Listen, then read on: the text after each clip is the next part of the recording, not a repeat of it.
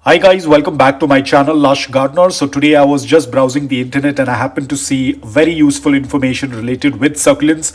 Ideally, a lot of times there's a lot of wrong information on the internet, but this article was making a lot of sense. So I thought I will talk a little bit about it because they have just given few pointers. So I thought I will explain it a little bit more in detail.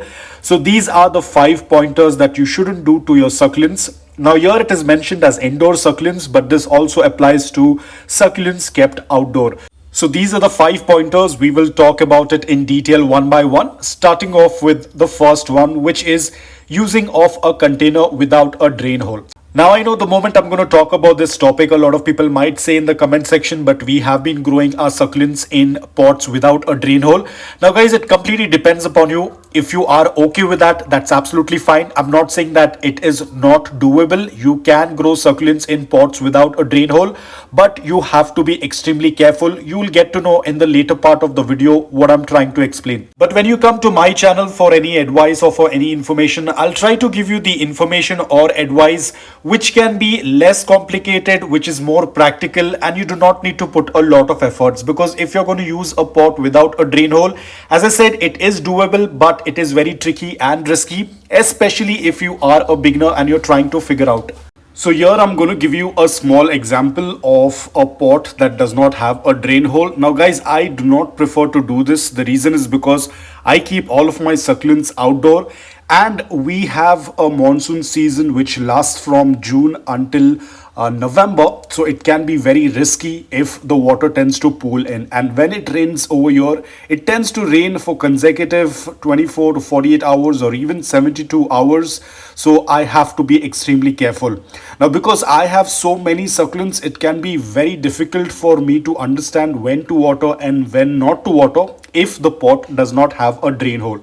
So I ensure that every pot that I put my succulent in must have a drain hole. Now over here you can see this is a concrete pot. It does not have a drain hole. So I'm going to give you an example what exactly tends to happen when you tend to water your succulents without a drain hole.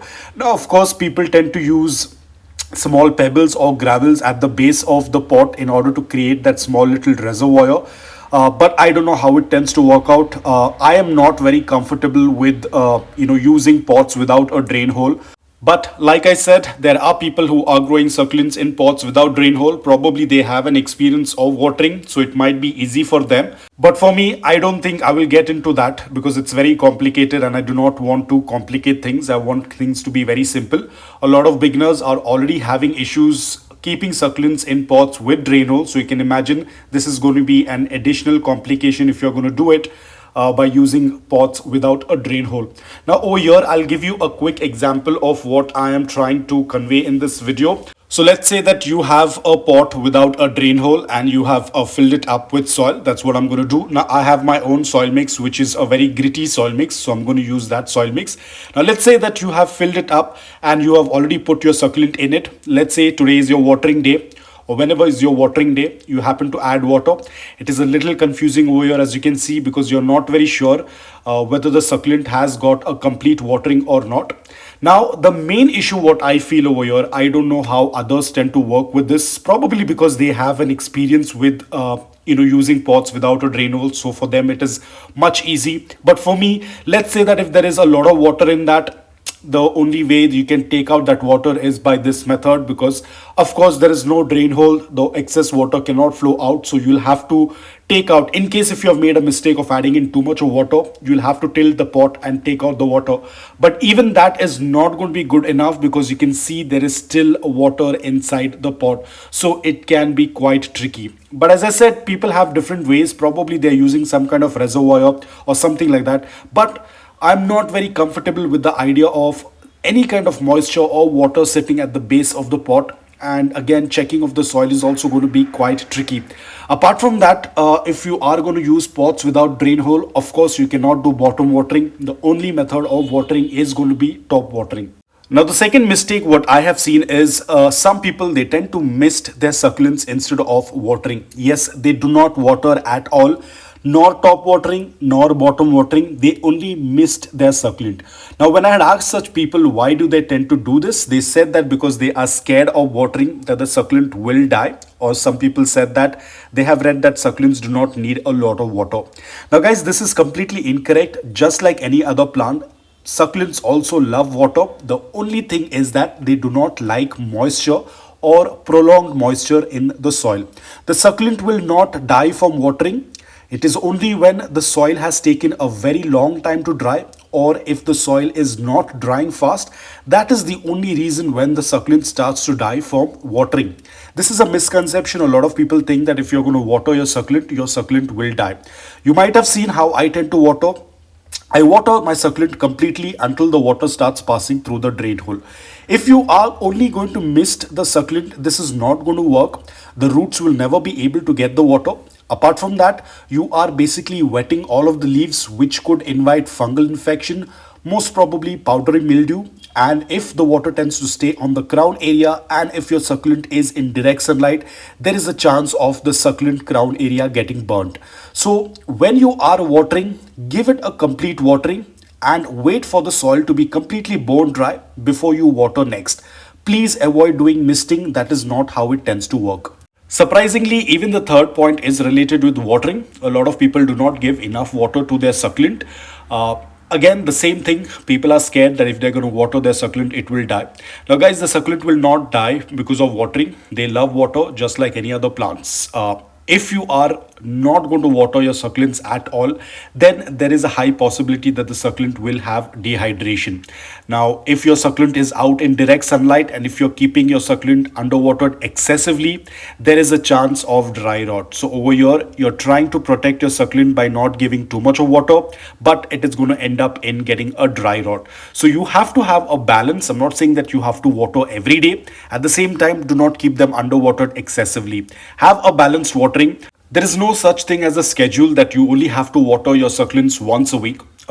It's all about when you tend to see your soil is completely bone dry. You can wait for a couple of days and then you can go ahead and water it. Now, this can either happen maybe in 3 days or maybe in 5 days, depending upon your environment and climate and the type of season you are in. The fourth point is related with light. Now, again, after speaking or making so many videos, a lot of people are still not very sure about the light. And a lot of people end up keeping their succulents in low light conditions. That is not going to work out. Apart from the succulent getting stretched, your succulent can even die if it doesn't get a good amount of light. Now, of course, if you're growing it outdoor, it's not much of an issue because we all have a combination of either direct sunlight or indirect bright light. And most of the times outdoors, the intensity or the lux of the light can be above 2000 lux, which is fair enough for most of the succulents. Anything above 2000 is going to work out really well. But if you're growing it indoor, a lot of people will not get that good intensity of direct sunlight unless you have a full east facing window wherein you get direct sunlight until 11 a.m. Then that is going to be a different thing. But a lot of people who tend to grow their succulents indoor do not have a good amount of light. So the only best thing what you can do is offer them a good quality of grow light. And keeping them under a grow light is going to work out really well. Please don't get your succulents indoor and after a month order for a grow light. That is not how it tends to work. First get your grow lights and then move your succulents indoor. I'm sure a lot of people who have been getting their succulents indoor during winters, I'm sure you are very well versed with grow lights and you already have them in place. But for a lot of people who are just getting into the hobby of succulents and do not have much idea, I would say rather than buying the succulent first, rather than buying soil first, I would say first get the grow light and then you can proceed with the next things that you want to purchase. But the grow light is the most important thing. Get that first, set it up, and then you can get your succulents. The last thing what I have seen is related with arrangements. A lot of people tend to make these fairy gardens. I agree, it looks absolutely beautiful, but please do not put other varieties of plants with succulents. Succulents have to be with only succulents or keep them in individual pots. Do not mix other plants. I have seen people tend to create fairy gardens. They look absolutely beautiful, but do not add other non-succulent plants. Do not crowd it too much. You can see over here how my succulents tend to look like. there is enough space in between. They prefer a good amount of air circulation in between the stem, in between the leaves. So when you're going to keep a good amount of space, the airflow is very good. It looks less cluttered. It's easy to do maintenance. Maintenance is basically taking out of dry leaves, checking for bugs. It becomes very easy. But when all of the succulents are clustered together, for some climate, for some environment, in some countries, it tends to work out really well. It doesn't work out really well in tropical environment, because over here the humidity is quite high. There is a high risk of fungal infection. There is a high risk of mold growing in between of the leaves because there is restricted airflow. Apart from that, mealybugs tend to find a safe haven in between this arrangement. So it's better that you space it out, let them grow. When they're very congested to each other, it becomes very difficult to look out for bugs or to do any kind of maintenance. So here, as you can see, I tend to keep all of my succulents spaced out. I used to make very compact arrangements earlier and I realized that it doesn't work out really well. So ever since then, I have changed the method of putting them together. I space them out like this. So these were the 5 useful pointers that I happened to find on the internet. As I said, most of the time there's a lot of wrong information, but at times you do get very good information on the internet. This is like finding gold in a gold mine. Now, if this information is applied by any beginner, this is going to work out really well in their favor. So guys, that's all about it. I hope that this video was helpful to you. If it was, please hit the like button. And if you're new to my channel, please consider subscribing to it. Until then, take care, stay safe and keep propagating.